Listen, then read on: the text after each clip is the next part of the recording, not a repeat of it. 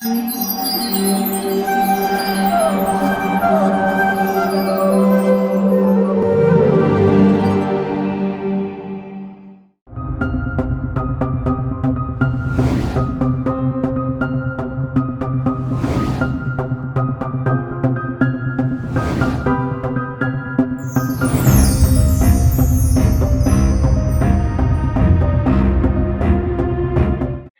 कृष्ण।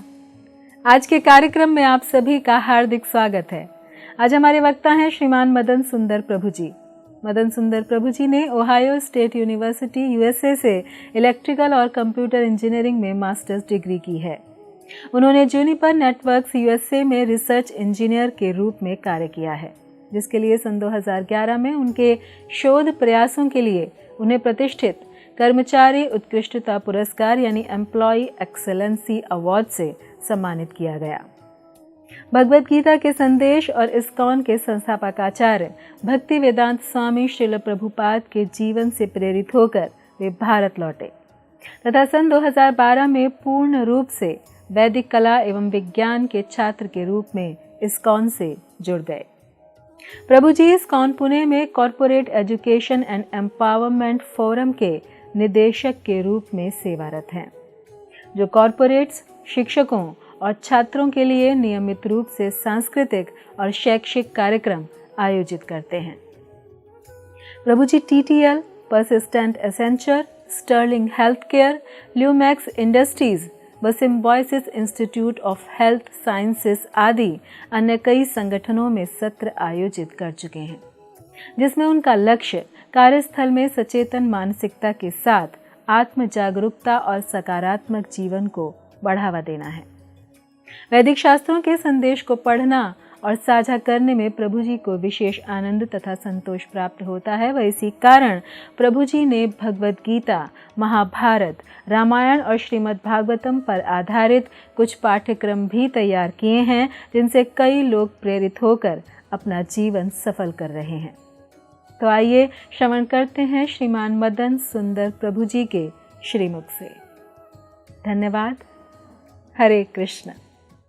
ओम ज्ञानतिमिरन्दस्य ज्ञानाञ्जनाशलाकया चक्षुरुन्मिलितं येन तस्मै श्रीगुरुवे नमः। हरे कृष्णा।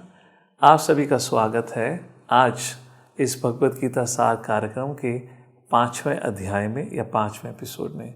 आज हम भगवद गीता का 5वां अध्याय, उसका श्रवण या उसका वर्णन करेंगे।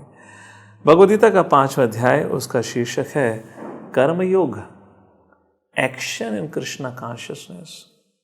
आप में से कुछ लोग सोचेंगे, अरे तीसरे अध्याय का नाम भी यही था, तीसरे अध्याय का नाम भी कर्मयोग था, तो तीसरा अध्याय और 5वें अध्याय में अंतर क्या है? अगर देखा जाए तो एक नज़रिए से कुछ ज़्यादा अंतर नहीं है। तीसरे अध्याय की शुरुआत होती है अर्जुन के प्रश्न से, जहाँ अर्जुन भगवान श्री कृष्ण से पूछते हैं, प्रभु साफ साफ बताइए, युद्ध करना है या मैं बैग पैक करके जंगल चला जाऊँ? उसको समझ नहीं आया था। दूसरे अध्याय के समापन होने पर कृष्ण चाहते क्या हैं?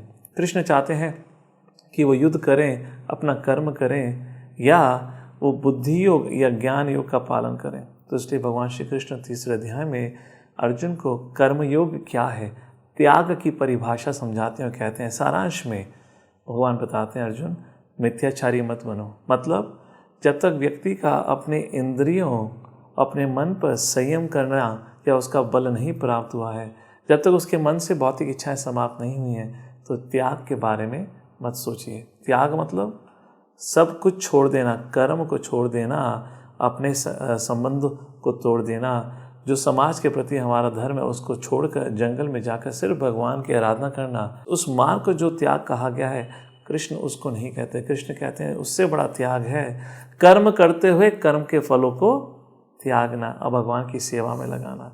उस प्रकार तीसरे अध्याय में इस चीज़ का वर्णन होता है। और फिर चौथे अध्याय में भगवान श्री कृष्ण दिव्य ज्ञान, ट्रांसेंडेंटल नॉलेज क्या है उसका वर्णन करते हैं। दिव्य ज्ञान क्या है? 3 प्रमुख चीज़ें हैं। भगवान कौन है, भगवान के ऑपुलेंसेस क्या हैं, और भगवान और जीव का संबंध क्या है। भगवान चौथे अध्याय के अंत में पहले चौथे अध्याय में दिव्य ज्ञान की विशेषताओं का वर्णन करते हुए फिर अंत में कृष्ण अर्जुन को कहते हैं, अर्जुन दिव्य ज्ञान के शस्त्र से अज्ञानता को तोड़ दो। और उसके बाद कृष्ण कहते हैं, हे अर्जुन उठो और युद्ध के लिए जाओ।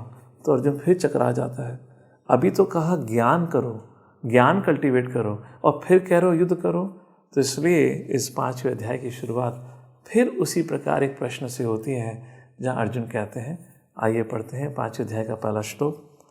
अर्जुना वाचा संन्यासम कर्मणाम कृष्णा पुनर्योगम च संशशि यश्रेय एतयोरेकम तन्मे ब्रूहि सुनिश्चितम। निश्चित करके साफ साफ बताओ प्रभु मुझे क्या करना है। आप कहते हो मैं ज्ञान दिव्य ज्ञान को प्राप्त करूं, उस रास्ते पे चलूं, और फिर कहते हो मैं युद्ध करूं। मैं युद्ध करते समय ज्ञान कैसे प्राप्त कर सकता हूं और ज्ञान के मार्ग पर मैं युद्ध कैसे कर सकता हूं। इन अदर वर्ड्स, अर्जुन को कर्म और त्याग में कंपैटिबिलिटी समझ नहीं आ रही और भगवान वही समझाने का प्रयत्न कर रहे हैं। हे अर्जुन, कर्म को त्यागना त्याग नहीं कहा जाता। कर्म को करते हुए कर्म का जो फल मिलता है उसको भोगने की इच्छा को त्यागना त्याग कहा जाता है। इस दुनिया से अपने सभी संबंधों को तोड़ना, भौतिक इच्छाओं को नकार देना आसान नहीं है। उस स्तर तक पहुंचने के लिए कई कई जन्म लग जाते हैं। इसलिए भगवान कहते हैं एक हर व्यक्ति या ये साधारण व्यक्ति के लिए सबसे सरल मार्ग है अपनी गुण और कर्म के अनुसार भौतिक दुनिया में कर्म करते हुए और उन कर्म के फलों को भगवान की सेवा और समाज की सेवा में लगाते हुए उस व्यक्ति को अपने आप आत्म साक्षात्कार हो जाता है इस जीवन में। और ये बहुत ही सरल मार्ग है।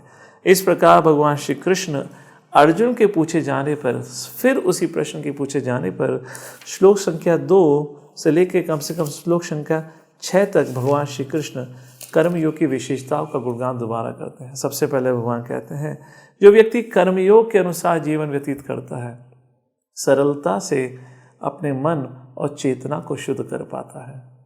जो व्यक्ति ज्ञान योग या जिसको कहा जा है संन्यास का पालन करता है या जंगल में सब कुछ छोड़कर चला जाता है, उसके लिए शुद्धिकरण करना बहुत मुश्किल होता है। क्यों? क्योंकि वो कभी भी उसका पतन हो सकता है। अगर उसकी भौतिक इच्छाएं समाप्त नहीं हुई हैं और कल उसकी आंखों के सामने फिर कुछ ऐसी इंद्रिया भोग करने का मौका या अवसर पैदा होता है, तो हो सकता है वो अपने डिटर्मिनेशन से हट जाए और उस प्रकार उसका पतन हो जाए। तो इसलिए भगवान कहते हैं सरल और सेफ मार्ग क्या है? कर्मयोग का पालन करते हुए। दूसरा, कर्मयोग का पालन करने से व्यक्ति सदैव खुश रहता है। क्यों? कर्मयोग के मार्ग में व्यक्ति अपनी इंद्रियों को सही रूप से भगवान की और अपने कर्म या अपनी इच्छा के अनुसार जो कर्म करना चाहता है उसमें एंगेज कर हमेशा खुश रहता है। बल्कि ज्ञान योग के मार्ग में व्यक्ति को सब कुछ छोड़ना पड़ता है। इस समाज से अपना रिश्ता तोड़कर जंगल में जाकर एक कोपेन पहन के वो भटकता है और वृक्ष से गिरे हुए या पेड़ से गिरे हुए, जमीन पे गिरे हुए फलों को या पत्तियों को खाकर उसको अपना जीवन व्यतीत करना पड़ता है। आप में से कितने तैयार हैं जो केवल 3 बार दिन में, हफ्ते में 7 बार, साल में 365 दिन सिर्फ कच्ची सब्जियां खाएंगे बिना बॉईल करें? अगर तैयार हैं तो फिर आप ज्ञान योग के बारे में सोच सकते हैं। या यदि आपको गुलाब जामुन, जलेबी, हलवा, आलू पूड़ी, पनीर की सब्जी पसंद है पर भगवान को अर्पण करने के बाद प्रसादम के रूप में ग्रहण करने के लिए, तो वो कर्मयोग का मार्ग है। इसलिए भगवान कहते हैं अर्जुन, ये कर्मयोग का मार्ग बड़ा ही जॉयफुल है। इसमें आपको कोई त्यागना नहीं है, बल्कि अपनी इच्छाओं को भगवान की सेवा में लगाते हुए इस जीवन का आनंद लेना है और साथ ही साथ इस सरल मार्ग का पालन करते करते इस जीवन के अंत में आपको आत्म साक्षात्कार और भगवत धाम की प्राप्ति होती है। और तीसरा जो भगवान बताते हैं इस श्लोक संख्या में कि इस मार्ग का पालन करने से व्यक्ति के पतन होने की चांसेस या डिस्ट्रैक्ट होने की चांसेस बहुत कम होती हैं। जैसे कि हमारे अंतर्राष्ट्रीय कृष्ण भावना व्रत संघ में जो शिला प्रभुपाद जी के द्वारा स्टार्ट करा हुआ ये कृष्णा कॉन्शियस मूवमेंट है या हरे कृष्ण आंदोलन है, यहाँ पे मंदिर में रहने वाला हर ब्रह्मचारी सुबह उठकर सबसे पहले तो गाता है, नाचता है। कौन ऐसा व्यक्ति है समाज में, चाहे कितना ही रईस क्यों ना हो, कौन हर रोज सुबह उठ के नाचता और गाता हो। जहाँ तक जो लोग सुबह उठते हैं सबसे पहले गाली देते हैं, क्यों उठा दिया मुझे, मैं इतने आनंद से सो रहा था तमोगुण में। तो सोचिए हमारा जीवन कैसा है। डेली सुबह उठ के भक्त गाता है, नाचता है, उसके बाद शुद्ध ज्ञान प्राप्त करता है, श्रीमद् भागवतम को सुनकर भगवान को अर्पण स्वादिष्ट भोग प्रसादम के रूप में ग्रहण करता है, और सबसे अच्छे साधुओं के एक प्रकार से उन लोगों के संग में रहता है जिनका कैरेक्टर इतना अच्छा है, शुद्ध है। इस प्रकार का संग, इस प्रकार का प्रसादम, इस प्रकार का एन्जॉयमेंट कहाँ मिल सकता है। इसलिए भगवान कहते हैं ये कर्मयोग का जो मार्ग है अर्जुन सबसे सरल है, इसलिए इसको त्यागने का प्रयत्न ना करिए। तो अर्जुन के मन में प्रश्न उठता है, प्रभु माना मैंने कर्मयोग संन्यास या ज्ञान योग के मार्ग से सरल है और बड़ा ही आनंदमय है, पर मेरा प्रश्न अब ये बनता है, अर्जुन के मन में प्रश्न उठा, इस कर्मयोग का मैं पालन कैसे करूं? How to act in कर्मयोगा।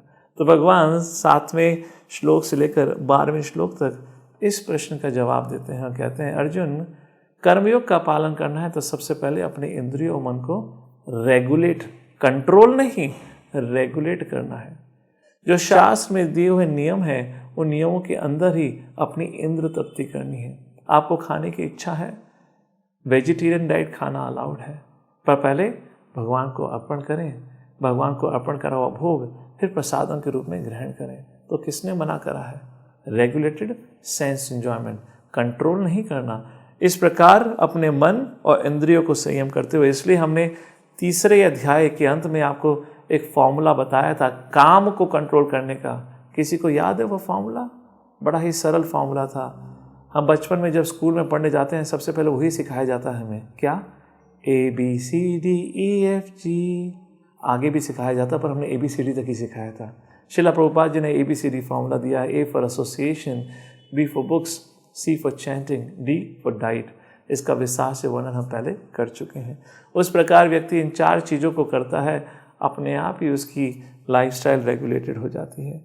दूसरा, इस कर्मयोग का पालन कैसे करना है, इस चीज़ को समझना, ये जो भौतिक शरीर है भगवान का दिया हुआ तोहफा है। इसलिए हम जो भी कर्म करें इस शरीर के द्वारा, जो भी कार्य करें वो भगवान की प्रसन्नता के लिए, भगवान को भेंट करते हुए यज्ञ या तपस्या करें इस शरीर के द्वारा, ताकि भगवान प्रसन्न हो सकें। और तीसरा, कर्मयोग का पालन कैसे करना चाहिए? तीसरा, अपने उद्देश्य को कभी नहीं भूलना। उद्देश्य क्या है? आत्म साक्षात्कार और भगवत धाम और भगवत प्रेम की प्राप्ति। अगर व्यक्ति का वो लक्ष्य है उसकी आंखों के सामने हमेशा बना हुआ है, तो व्यक्ति कभी भी कर्मयोग के पालन करने के मार्ग से कभी नहीं डगमगाएगा।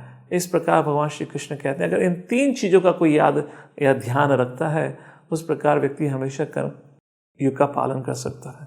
प्रश्न उठता है, इससे मुझे प्राप्त क्या होगा? तो भगवान इसी 7 से 12वें श्लोक में क्या लाभ या क्या रिजल्ट मिलेगा उसके बारे में भी बताते हैं। भगवान कहते हैं, कोई व्यक्ति इस प्रकार अपना कर्म योग करते हुए जीवन व्यतीत करता है, सबसे पहले तो वो सबको प्रिय रहेगा, ना ही तो वो किसी से द्वेष करेगा, ना ही कोई उससे द्वेष या कोई उससे बैर करेगा। सबसे पहली बात वो। और दूसरी बात भगवान बताते हैं, वो किसी भी प्रकार के अपने समय में जो पाप कर्म करे हैं उनके सभी पाप कर्मों के फलों से मुक्त हो जाएगा। और अब कर्म योग करते हुए अगर कोई गलती भी होती है, उससे पैदा होने वाली सिंफुल रिएक्शन, उन सभी सिंफुल रिएक्शन से मुक्त हो जाएगा। इस प्रकार भगवान बताते हैं कि कर्म योग का मार्ग या कर्म योग का पालन करना कितना जरूरी है, और आज के समाज में रहते हुए हर व्यक्ति के लिए कितना सरल है। कुछ छोड़ना नहीं है। IT इंजीनियर हैं, डॉक्टर हैं, या हाउसवाइफ हैं, या स्कूल स्टूडेंट हैं, आप हर चीज़ हर स्थिति में भगवान से जोड़ते हुए भगवान को प्रसन्न करने हेतु अपने उस कार्य को योग में बदल सकते हैं। 4थे अध्याय में भगवान 3 प्रकार के कर्म का वर्णन करते हैं, कर्म, विकर्म, अकर्म। कर्म मतलब पुण्य काम, विकर्म मतलब पाप कर्म, और अकर्म मतलब कर्मयोग। उस अकर्म की परिभाषा कर्मयोग के रूप में भगवान अब यहाँ पे समझाते हैं। तो अर्जुन सुनते हैं, अर्जुन शांत होते हैं, अर्जुन प्रसन्न होते हैं। प्रभु क्या बताया है? कर्मयोग तो सही में सरल है। मैं बड़ा मूर्ख था जो सब कुछ छोड़ के जंगल में जाने की सोच रहा था, परंतु मेरे मन में अभी भी एक प्रश्न उठता है। तो अर्जुन के मन में प्रश्न उठता है, प्रभु कैसे मैं अपने कर्म के फलों को त्याग दूं? हाँ या ना? उदाहरण के रूप में, अगर आपके पड़ोसी का बच्चा स्कूल में अपने एग्जाम में कम मार्क्स लाता है और उसके माँ बाप उसको डांटते हैं, तो आपको उनके माँ बाप को समझाना कि अरे छोटा बच्चा है मत डांटो, बड़ा आसान होता है। हाँ या ना? जब आपका खुद का बच्चा एग्ज़ाम में फेल हो जाए तो कितने लोग हैं डंडा उठा के भागते अपने बच्चे के पीछे। तो पड़ोसी को बताना कि ऐसा मत करिए तो बड़ा आसान है, खुद के जीवन में उतारना बड़ा मुश्किल होता है। यस और नो? उसी प्रकार अर्जुन के मन में प्रश्न उठता है, प्रभु कर्मयोग सरल तो है, पर कर्मयोग का पालन करने हेतु मुझे अपने कर्म फल से एक त्याग की भावना पैदा करनी होगी, वो तो बहुत मुश्किल है। भगवान के चेहरे पर मुस्कान आती है, कहते हैं अर्जुन कितने मूर्ख हो तुम, ये छोटी सी बात नहीं समझे? कैसे मुश्किल है? कुछ मुश्किल नहीं है, बहुत आसान है। तो अर्जुन कंफ्यूज हो जाते हैं, अरे कैसे आसान है? भगवान कहते हैं अर्जुन तुम्हारी परेशानी क्या है? तुम्हें लगता है कि तुम करता हो, तुम्हें लगता है कि तुमने कर्म किए हैं। अगर मैंने कर्म किए हैं तो उस कर्म के फल पे तो मेरा हक होना चाहिए। और पर मैं तुम्हें अभी रहस्य बताता हूँ, कर्म तुमने नहीं करे हैं। कर्ता एक नहीं होता, कर्ता तीन होता है। और इस चीज़ का वर्णन भगवान श्री कृष्ण 13वें श्लोक से लेकर 16वां श्लोक इस 5वें अध्याय के में करते हैं कि अर्जुन 3 प्रकार के कर्ता होते हैं। जैसे कि 14th श्लोक में कहा गया है, भगवान कहते हैं ना कर्तत्वं न कर्माणि लोकस्यासृजति प्रभुः न कर्मफल संयोगम स्वभावस्तु प्रवर्तते। हे अर्जुन, जो जीव है वो किसी कर्म को नहीं करता। जो भी कर्म होते हैं, जो भी कार्य होते हैं, वो भौतिक प्रकृति या भौतिक शक्ति के संरक्षण या भौतिक शक्ति के द्वारा होता है। मतलब क्या है? जैसे 3रे अध्याय में भगवान श्री कृष्ण ने 27वें श्लोक में कहा था, प्रकृति क्रियमाणानि गुणा कर्माणि सर्वशः अहंकारा विमूढ़ात्मा कर्ता हम निति मन्यते। लगता है एक साधारण व्यक्ति को कि मैंने कर्म किया है, पर कर्म कौन करता है? भगवान कहते हैं प्रकृति के द्वारा किया हुआ कर्म है। उदाहरण के रूप में, एक बार हमारे एक भक्त हॉस्पिटल जाते हैं और जो उस हॉस्पिटल का चीफ डॉक्टर होता है, जब उसको पता चलता है कि एक भगवान का भक्त आया है, ये डॉक्टर बड़ा नास्तिक होता है, भगवान में भरोसा नहीं होता, सोचता है क्यों ना मैं इस साधु को आज चैलेंज करके इसको बता ही देता हूँ भगवान का अस्तित्व नहीं है। ये खुद भी अंधविश्वास में विश्वास करते हैं और लोगों को इस अंधविश्वास के बारे में सिखाते हैं। तो आ जाता है ये डॉक्टर हमारे साधु महात्मा से बहस करने के लिए, बोलता है उस साधु को, आप बताइए कैसे भगवान एग्जिस्ट करते हैं? इस हॉस्पिटल का भगवान मैं हूँ, क्योंकि जो भी पेशेंट यहाँ पर आता है उसके जीवन की रेखा मेरे हाथ में होती है। मैं निर्धारित करता हूँ कौन कितने समय तक जीवित रहेगा। साधु महात्मा उसकी बकवास को कुछ समय तक सुनते हैं, बकबक को कुछ समय तक सुनते हैं। जब वो शांत हो जाता है तो हमारे साधु महात्मा पूछते हैं, डॉक्टर साहब एक बात बताइए, क्या आपके इस अस्पताल में किसी व्यक्ति की मृत्यु हुई है? तो डॉक्टर बोलता है, अरे ये कैसा प्रश्न है, अब पेशेंट आते तो मरते हैं। तो फिर साधु महात्मा कहते हैं, अगर आप कहते हो कि आप दूसरों का जीवन बचाते हो तो मैं कहता हूँ आप कातिल हो, क्योंकि अगर आपके अंदर दूसरों के जीवन को बचाने की क्षमता है तो इसका मतलब आप दूसरों को जानबूझकर मार रहे हो। हाँ या ना? वरना कैसे कह सकते हो कि मैं जीवन की रक्षा करता हूँ? तो उस डॉक्टर को समझा, अरे तो मैं गलत फंस गया। साधु महात्मा तो बड़े अक्लमंद हैं, अगर ज़्यादा बहस करी तो पुलिस वाले को फ़ोन लगाकर अभी मुझे जेल के पीछे भिजवा देंगे। तब उस डॉक्टर को समझा कि अरे सही बात है, इतने पेशेंट आते हैं, इतनों का मैं ऑपरेशन करता हूँ, पर सारे ऑपरेशन सक्सेसफुल नहीं रहते। हाँ या ना? उसी प्रकार भगवान यहाँ पे बता रहे हैं, अर्जुन कर्म आपके द्वारा नहीं होता, कर्म प्रकृति के द्वारा होता है। तो प्रश्न उठता है, हम कर्म नहीं करते तो फिर हम अपने कर्मों के फलों के लिए जिम्मेदार क्यों हैं? पुण्य कर्म पाप कर्म, राइट, उसी के अनुसार हमें दंड मिलता है। तो सबसे पहला प्रश्न बनता है, अगर हम अपने कर्मों के लिए जिम्मेदार नहीं हैं या अगर हम कर्म नहीं करते, प्रकृति को निर्देश कौन देता है कर्म करने के लिए? हाँ या ना? इसका मतलब भगवान देते होंगे। भगवान आगे कहते हैं भगवद गीता में, माया अध्यक्षेन सूयते सचराचरम। ये जो प्रकृति है मेरे अध्यक्ष मेरे अधीन है, मेरे आदेश से चलती है, तो फिर हम सोच सकते हैं इसका मतलब भगवान आदेश देते हैं प्रकृति को। अगर भगवान आदेश देते हैं तो हम तो कुछ भी कर सकते हैं, हम तो कुछ भी इच्छा कर सकते हैं। क्यों? उसके जिम्मेदार कौन? भगवान। मुझे क्यों जिम्मेदार ठहराया जाता है? तो इसका मतलब क्या भगवान इतने मूर्ख हैं जो इस प्रकार का इस नियम बनाएंगे जहाँ सब कुछ करने के लिए भगवान जिम्मेदार हो, हमारी कोई जिम्मेदारी नहीं है? नहीं, ऐसा नहीं है। तो क्या संबंध है जीव ईश्वर और प्रकृति के बीच में, समझाने का प्रयत्न करते हैं। जीव मतलब आत्मा, उसकी केवल जो क्षमता है वो है इच्छा करना।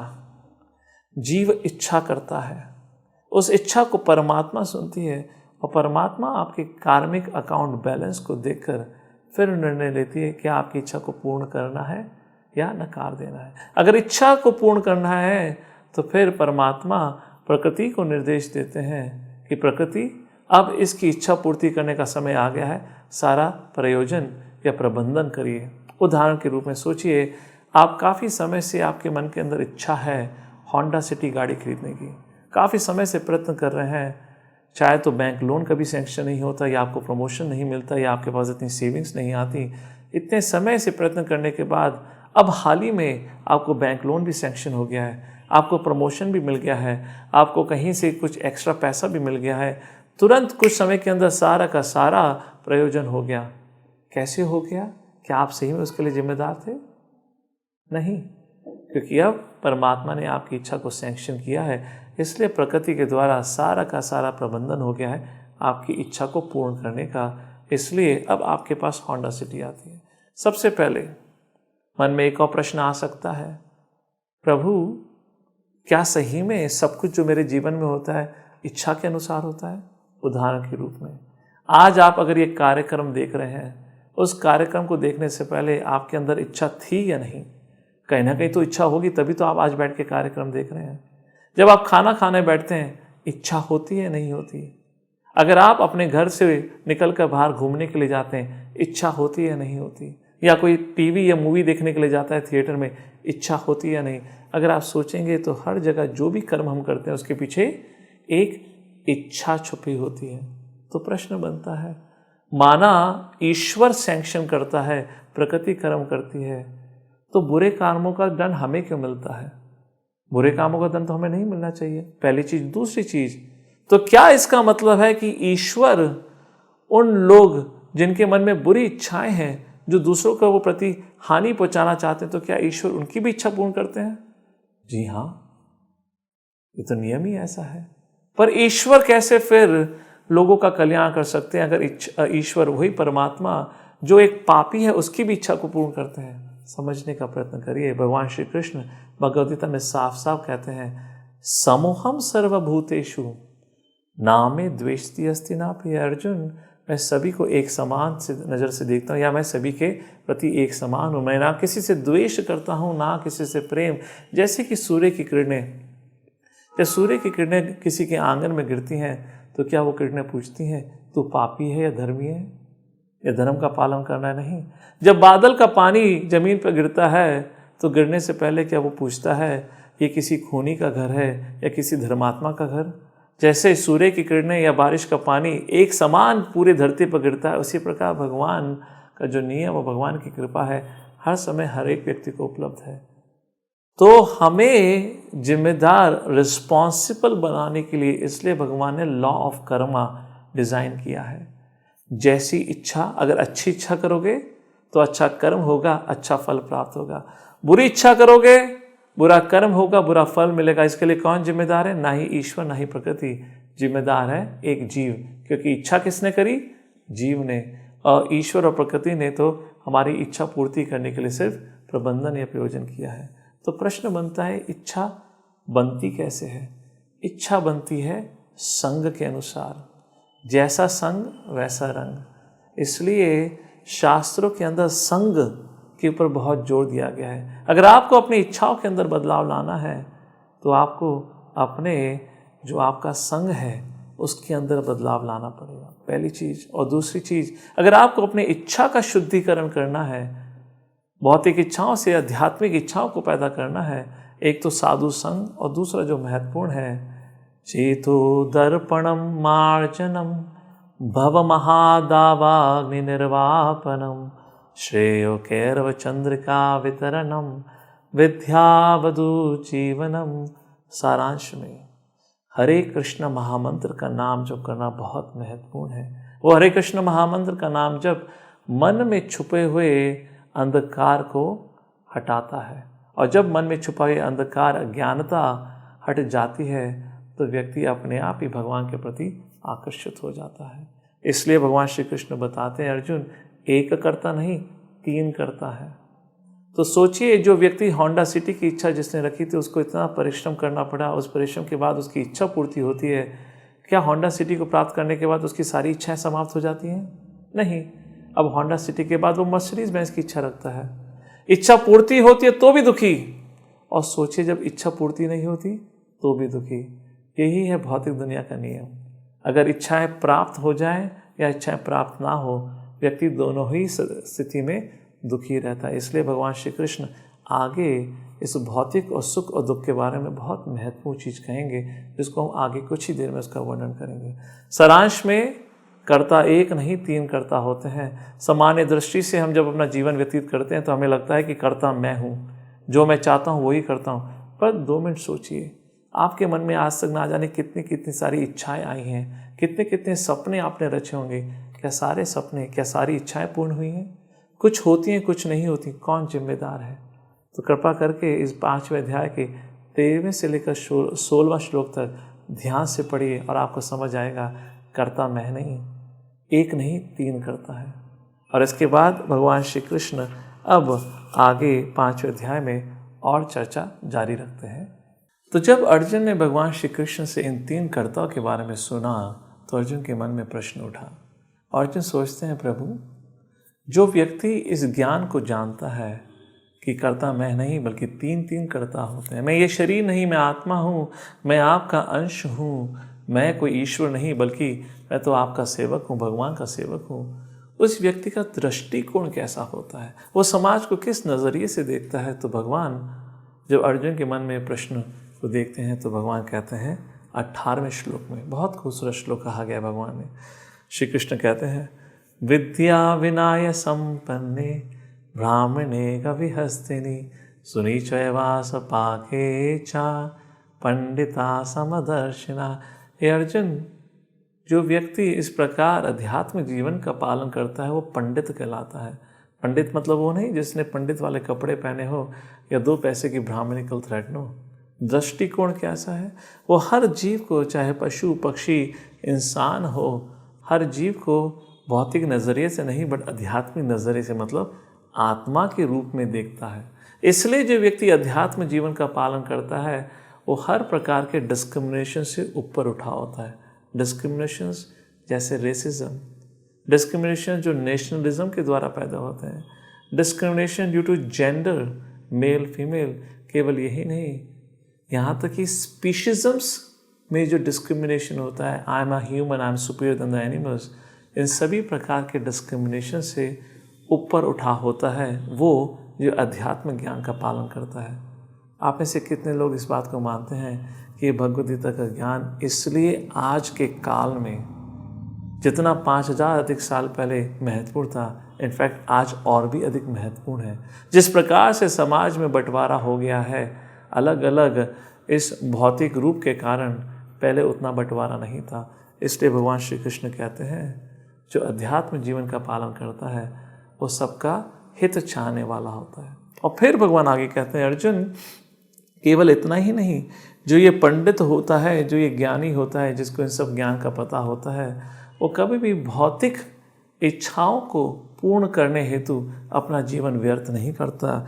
इसलिए भगवान श्री कृष्ण 22वें श्लोक में कहते हैं, ये ही संस्पर्श जा भोगा दुख योनि एवते आदि अंतवंत कौन्तेया नातेषु रमते बुधा। नातेषु रमते बुधा, बुधा मीन्स पंडिता, वो किसमें रमता नहीं है।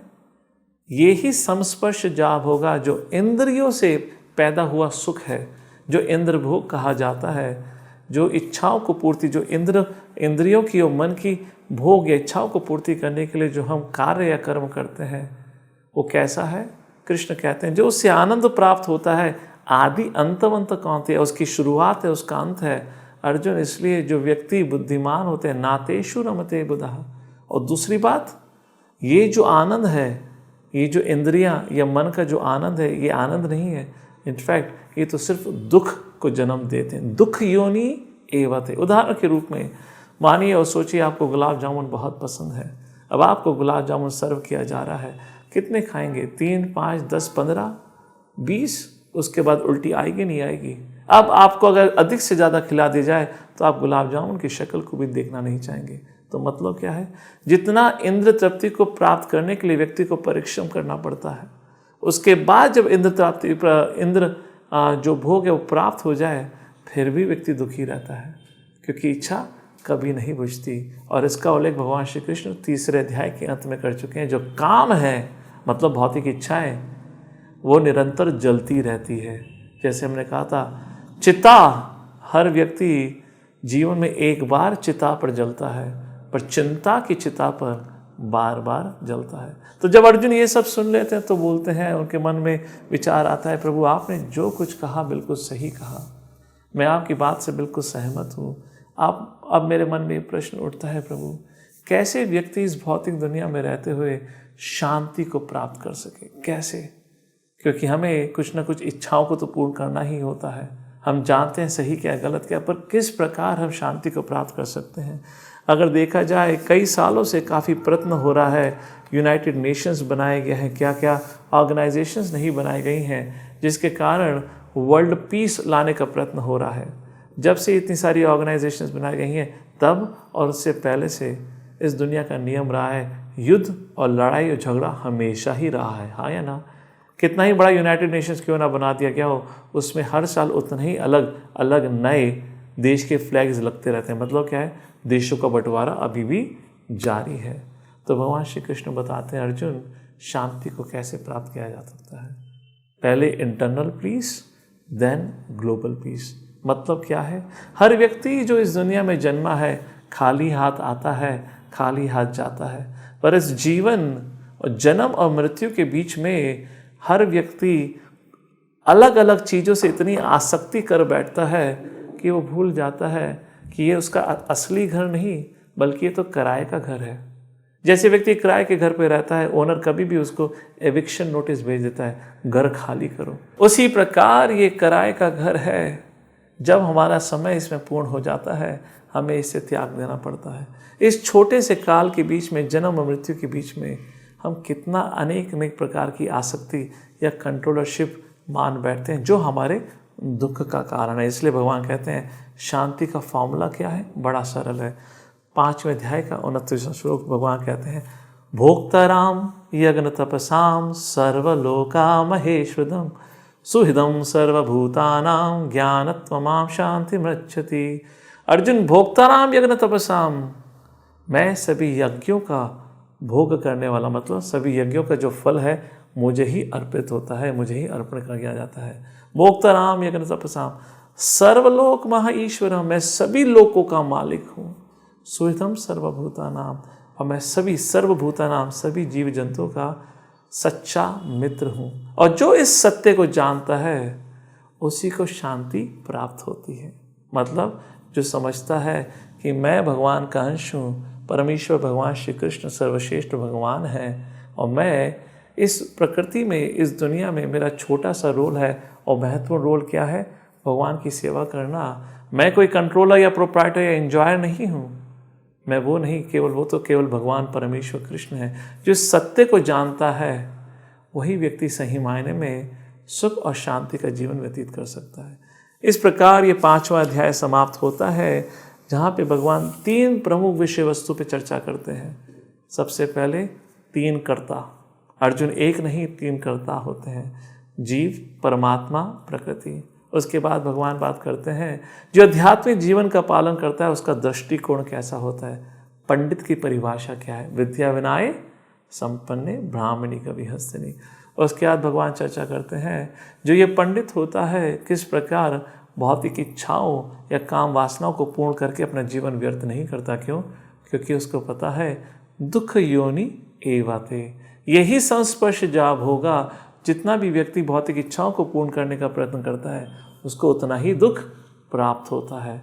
और आखिरी में भगवान कहते हैं, अगर सही मायने में किसी को सुख और शांति इस भौतिक दुनिया में प्राप्त करनी है, सबसे पहले उसे समझना होगा, he is not the controller, proprietor और एंजॉयर। वो कौन है? सर्वलोक महाईश्वर। भगवान कहते हैं मैं हूँ। हम तो कुछ समय के लिए भगवान के दिए हुए, ये शरीर किसका है? भगवान का दिया हुआ है। भूमिरापो नलो वायु खम मनो बुद्धि रेवचा, ये किसकी शक्तियाँ हैं? भगवान कहते हैं ये मेरी शक्तियाँ हैं, जिससे ये भौतिक और जो सूक्ष्म शरीर है वो बना हुआ है, और इसमें हम एक आत्मा विराजमान करे हुए हैं। इस प्रकार जो इस तथ्य को जानता है वही व्यक्ति सुख और शांति से रह सकता है। और जो व्यक्ति इस तथ्य को जानता है, जब खुद शांति से जीवन व्यतीत करेगा, that is the way for the global piece. इसी के साथ आज के इस सब्जेक्ट मैटर को यहीं समाप्त करते हैं। जब हम कल मिलेंगे तो हम 6ठे अध्याय पर वर्णन करेंगे, जहाँ पे अर्जुन के मन में प्रश्न उठता है, प्रभु आपने कहा कर्मयोग करने के लिए मन और इंद्रियों को रेगुलेट करना पड़ेगा, कृपा करके बताइए मन को नियंत्रण कैसे किया जाता है। और उस चैप्टर का नाम है ध्यान योग, जहाँ भगवान सबसे पहले अष्टांग योग के बारे में बताएंगे कि कैसे अष्टांग योग से व्यक्ति अपने मन को नियंत्रण कर सकता है। उसके बाद भक्ति योग के बारे में बताएंगे, और उसके बाद फिर अर्जुन के मन में एक प्रश्न उठता है, उसका उत्तर देते हुए 6ठा अध्याय समाप्त करेंगे। उसका वर्णन हम अगले एपिसोड में करेंगे। आप सबका बहुत बहुत धन्यवाद। जगत गुरु श्रील प्रभुपाद की जय। ऐसे ही और भक्तिमय कार्यक्रमों के लिए देखिए हरे कृष्णा टेलीविजन। इसे प्राप्त करने के लिए आप अपने केबल अथवा DTH ऑपरेटर से संपर्क करें तथा और अधिक जानकारी के लिए आज ही डायल करें 8767 845 845।